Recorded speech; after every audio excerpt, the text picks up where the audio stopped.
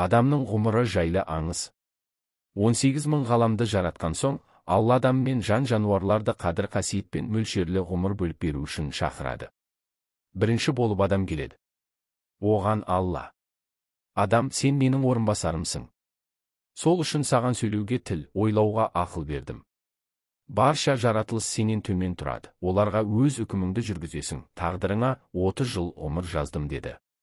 Адам өзіне аз ғұмыр берілгеніне қапаланып, ішінен: егер мен дүниенің патшасы болсам, онда 30 жыл ғұмыр сүргеннің не пайдасы бар? деп ойлапты. Екінші болып Есек келгенде, Тәңірі оған: сен адамның айтқанына көніп, айдағанына жүресің. Үнемі жаза көріп, мехнат шегесің. Етің арам, еңбегің адал болады. Саған 50 жыл ғұмыр бердім дейді. Бұл үкімді естігенде Есек басын жерге ұрып: егер дүниеде тек азап шексем, соншама ғұмыр неге керек?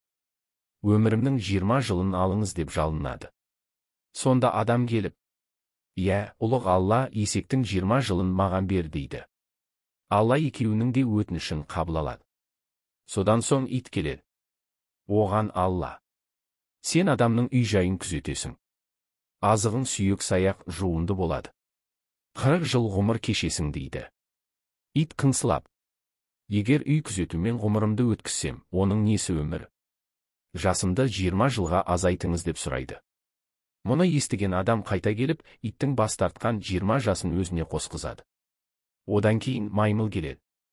Оған Алла: адамға сенің тек сыртқы бейнең ұқсар, бірақ мінезің бала сияқты болады. Сондықтан балалар сені ермек қылады.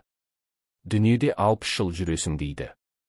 Шошынған маймыл Алланың дәргейіне бас ұрып: адамға тек сыртқы пошымым ұқсаса, әрі кім көрінгенге мазақ болсам, мұндай өмірдің не қызығы бар? Ғұмырымды 30 жылға қысқартыңыз деп өтінеді. Адам тағы келіп, маймылдың 30 жасын сұрайды. Бұл жолы да Алла оның тілегін қабыл етеді. Адам тілегі толық орындалған соң, 100 жыл ғұмырда жетер деп жөніне кетеді.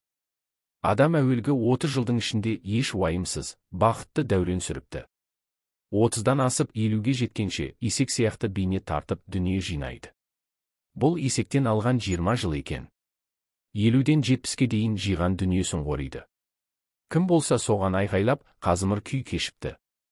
Бұл кезең иттен алған жылдары. 70-тен асқан соң ажарынан, ақылынан айырылып, бала мінезді болыпты. Белі бүкірейіп, таяқпен жүретін болыпты.